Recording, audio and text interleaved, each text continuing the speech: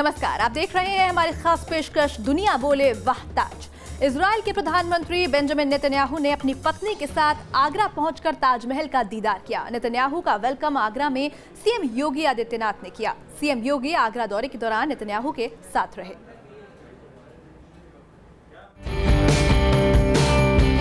संगमरमर की खूबसूरत इमारत जो पहचान है हिंदुस्तान की। नेतन्याहू ने किया प्यार की निशानी का दीदार।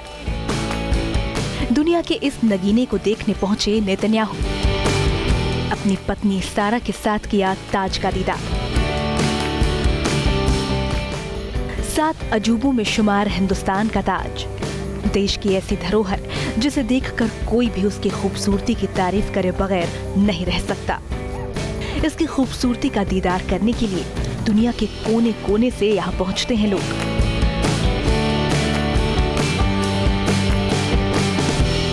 1653 में बना ताजमहल आज तक अपनी उस शानदार इमारत को संजोए खड़ा है।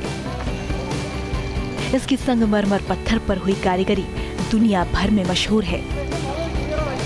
चाहे अमेरिका हो या रूस, लोग भारत आने पर आगरा जरूर पहुंचते हैं।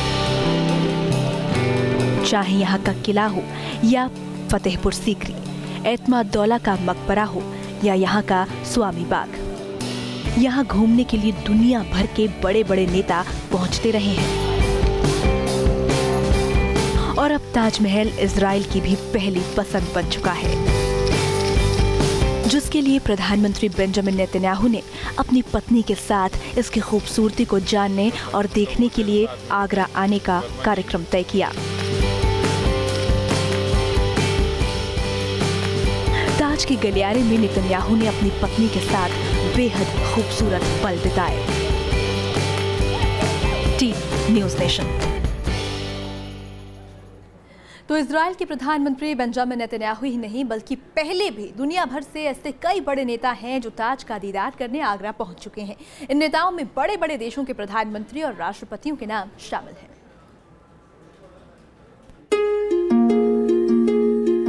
ताजमहल की खूबसूरती को निहारने के बाद सिर्फ एक ही शब्द जुबान पर आता है, वाह ताज।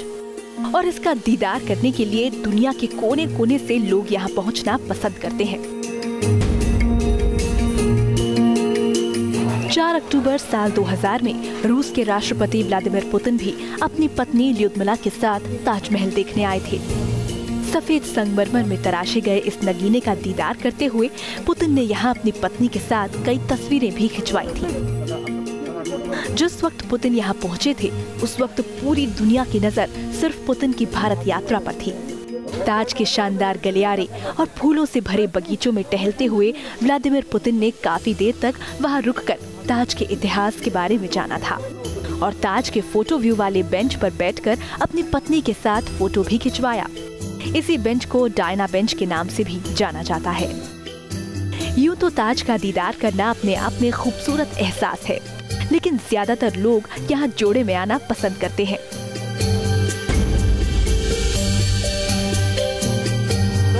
पंद्रह जुलाई साल 2001 में पाकिस्तान के तत्कालीन राष्ट्रपति परवेज मुशर्रफ भी अपनी बेगम सबा मुशर्रफ के साथ यहाँ पहुँचे थे।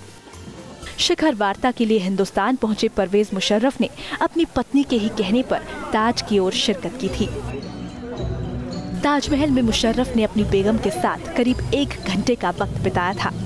परवेज मुशर्रफ ने इस बेमिसाल इमारत की खूबसूरती के बारे में अपनी बेगम से काफी देर तक गुफ्तगू भी की थी। ताज के परिसर में कदम रखते ही मुशर्रफ ने ताज को देखकर वंडरफुल कहा था। मुशर्रफ ने मुख्य गुंबद में भी काफी वक्त बिताया था, जिससे पता चलता है कि मुशर्रफ भी ताजमहल को देखकर उसकी खूबसूरती के दीवाने हो गए थे। वही 4 दिसंबर साल 2010 को फ्रांस के तत्कालीन राष्ट्रपति निकोलस सरकोजी ताज का दीदार करने के बाद कायल हो गए थे। फ्रांस के एक बड़े प्रतिनिधि मंडल के साथ सरकोजी ताजमहल देखने पहुंचे थे। सरकोजी ने भी उस वक्त ताज की खूबसूरती के बारे में काफी बातें की थीं, लेकिन भारत दौरे में व्यस्त होने के चलते वो ताज परिसर को काफी कम वक्त दे पाए थे। साल 1995 में अमेरिका की प्रथम महिला हिलेरी क्लिंटन भी अपनी बेटी चेल्सी के साथ यहाँ पहुंची थी। हिलेरी ने यहाँ लगभग आधे दिन का वक्त बिताया था, जिसमें उन्होंने न सिर्फ मुगल नक्काशी की तारीफ की, बल्कि हिलेरी ने ताज और वहाँ के बगीचों और झरनों को भी बेहद खूबसूरत बताया था। हिलेरी ने ताज का दीदार करते वक्त उसके इतिहास और उसकी प्रेम कहानी के बारे में काफी बारीकी से जाना। मुख्य गुंबद से होते हुए हिलेरी ने अपनी बेटी चेल्सी के साथ डायना बेंच पर बैठकर फोटो भी खिंचवाई। अमेरिका के पूर्व राष्ट्रपति बिल क्लिंटन ने तो 2 बार ताज का दीदार किया। साल 2000 में वो भी अपनी बेटी चेल्सी के साथ ताजमहल आए थे। ताज को देखने के बाद बिल क्लिंटन ने कहा था कि आज मुझे एहसास हुआ कि इस दुनिया में 2 तरह के लोग हैं, एक वो जिन्होंने ताज देखा है और दूसरे वो जिन्होंने ताज नहीं देखा। इस दुनिया में ताज से खूबसूरत इमारत हो नहीं सकती। ताज की खूबसूरती का इस कदर कायल होने के बाद क्लिंटन साल 2003 में एक बार फिर यहाँ पहुँचे थे और उन्होंने यहाँ काफी लंबा वक्त बिताया। ताज अमेरिका की पसंद हमेशा से रहा है। 27 जनवरी साल 2015 में पूर्व राष्ट्रपति बराक ओबामा का भी ताजमहल जाने का कार्यक्रम था, लेकिन आगरा दौरा रद्द करके ओबामा को सऊदी अरब के लिए रवाना होना पड़ा था। Team news nation. उधर बड़े राजनेताओं के साथ साथ ताजमहल का कद्रदान रॉयल्टी भी रही है। ब्रिटेन का शाही परिवार भी ताजमहल की खूबसूरती का कायल है और साल 2016 में प्रिंस विलियम भी केट मिडलटन के साथ यहाँ पहुंचे थे। ताजमहल के आंगन में प्रिंस विलियम और उनकी पत्नी केट मिडलटन के कदम पड़े तो ये जोड़ा न जाने कौन से ख्यालों में खो सा गया। प्रिंस विलियम और शाही परिवार की सदस्य केट मिडलटन ने ताजमहल की रूहानी खूबसूरती का एहसास किया। ये ताजमहल की खूबसूरती ही है कि ब्रिटिश शाही जोड़ा इससे नजर नहीं हटा पाया। इस इमारत के हर हिस्से को प्रिंस और केट काफी देर तक निहारते रहे। आगे प्रिंस और विलियम की नजरें टिकी की टिकी रह गई। ये शाही जोड़ा ताजमहल के भीतर तक पहुंचा। मीडिया के कैमरे शाही जोड़े पर टिके थे और शाही जोड़े की नजर ताज पर टिकी हुई थी। पूरी दुनिया जानती है कि ताज एक शहंशाह की मोहब्बत की निशानी है, प्यार की इबादत का प्रतीक है और दुनिया के 7 अजूबों में शुमार इस इमारत को देखने की हसरत देसी और विदेशी तमाम हस्तियों में रहती है। भारत आने वाले हर आम और खास मेहमान का सपना होता है ताज की खूबसूरती को बेहद करीब से देखने का, उसकी छांव में कुछ पल गुजारे, और यही हसरत इस शाही जोड़े की भी थी जो पूरी हो गई। प्रिंस विलियम और केट के लिए ताजमहल में वैसी ही खास तैयारियां की गई थी जैसे 24 साल पहले प्रिंसेस डायना के लिए की गई थी। ब्रिटिश परिवार के लिए भी प्रेम के प्रतीक के तौर पर ताज की अहमियत कुछ और बढ़ गई है। केट और विलियम अपनी 5वीं सालगिरह से महज कुछ दिन पहले कुछ हसीन पल ताज के आंगन में गुजार रहे हैं। इस शाही जोड़े ने ताजमहल का इतिहास और मोहब्बत की हिंदुस्तानी परंपरा को समझने की कोशिश की। प्रिंस और केट को गाइड ने ताज के बारे में हर अहम जानकारी दी। शाही राजकुमार और केट ताज से जुड़ी हर वो बातें ध्यान से समझ रहे थे जिसके चलते ये इमारत पूरी दुनिया को अपनी ओर खींचती रही है। काफी देर तक ब्रिटिश रॉयल कपल ने ताज की रूहानियत का एहसास कर प्रेम की बेमिसाल खूबसूरती को अपनी आंखों में कैद किया। शाही जोड़े के लिए जन्नत के बाग के नाम से मशहूर बाग-ए-बहिश्त यानी ताजमहल के बागों को खास तरह से तैयार किया गया था। ये शाही जोड़ा भी मुमताज की याद में शाहजहां की बनाई गई मोहब्बत की इस निशानी का मुरीद हो गया। हिंदुस्तानी दौरे की सबसे हसीन यादों में ताजमहल भी शुमार हो गया। Vineet Dubey, news nation, Agra. तो ताज का ब्रिटेन के शाही परिवार से बहुत पुराना रिश्ता है और प्रिंस विलियम की मां डायना भी यहां पहुंची थी। 26 साल पहले राजकुमारी डायना ने ताज का दीदार किया था। तस्वीरें 2 दशक पुरानी हैं। यूं तो ताज के दीदार के लिए शाही जोड़े पहुंचते हैं, लेकिन 24 साल पहले 11 फरवरी 1992 को ब्रिटेन की राजकुमारी डायना अकेले ताज का दीदार करने के लिए पहुंची और उसकी खूबसूरती में खो गई। उन्होंने पहले ताज को निहारा, वो उसे अपलक आधा घंटे तक देखती रही। उसके बाद सेंट्रल टैंक पर पड़ी सीट पर बैठकर फोटोग्राफी कराई। बाद में सीट का नाम भी डायना सीट ही पड़ गया। ताज देखने के बाद जब ASI के अधिकारियों ने उनसे विजिटर्स बुक पर कमेंट लिखने के लिए कहा तो उन्होंने केवल अपने हस्ताक्षर कर दिए। प्रिंसेस डायना का कहना था कि ताज इतना खूबसूरत है कि उसकी इस भव्यता को शब्दों में बयान करना मुश्किल है। ये कहते हुए वे वहाँ से उठकर चली गईं।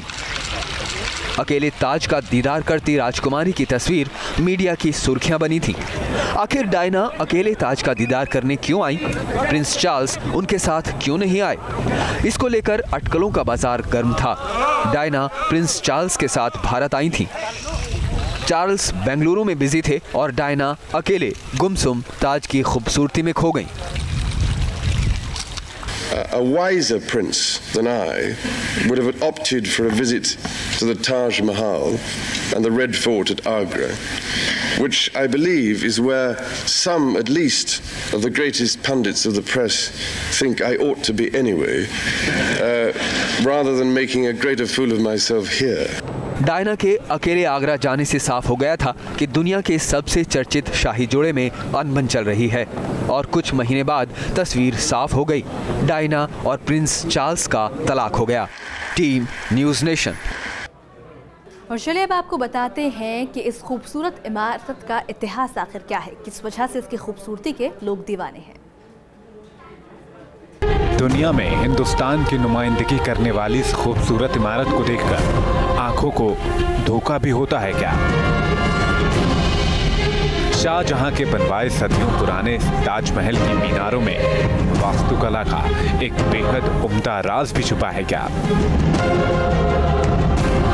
आखिर नाजुक संगमरमर से बना मुमताज महल का ये मकबरा 350 सालों से अपनी मजबूती का सबूत कैसे दे रहा है?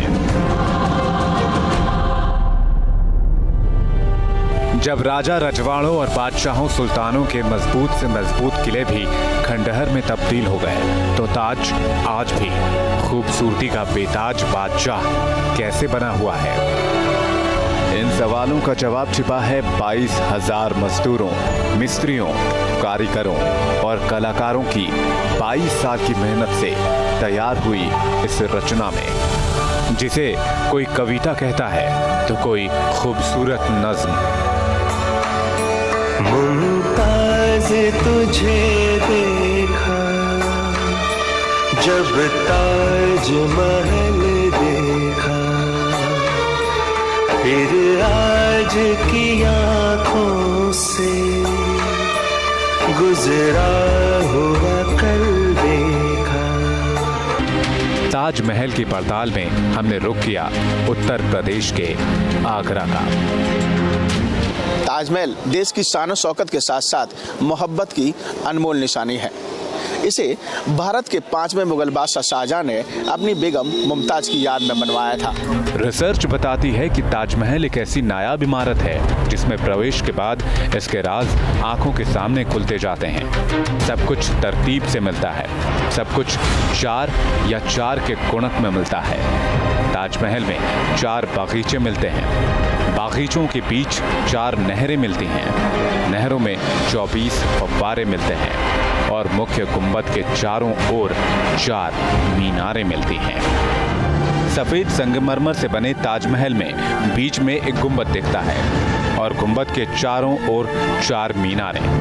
देखने से ऐसा लगता है कि आगे की 2 मीनारें एक दूसरे की ओर झुकी हैं और पीछे की 2 मीनारें भी एक दूसरे की ओर झुकी हैं। लेकिन जांच में मीनारों की हकीकत ठीक उलट मिली। जो मीनारें एक दूसरे की ओर झुकी दिखती हैं, वो असल में एक दूसरे से दूर हैं, सीधाई से महज 3 डिग्री पीछे की ओर। ये खूबी ताजमहल के मुख्य गुंबद की हिफाजत करती है, ताज को किसी नुकसान की आशंका से बचाती है। रिसर्च में पाया गया कि अगर कभी भूकंप का तेज झटका भी आया तो चारों मीनारें बाहर की तरफ गिरेंगी। खूबसूरत ताज पूरी तरह महफूज रहेगा।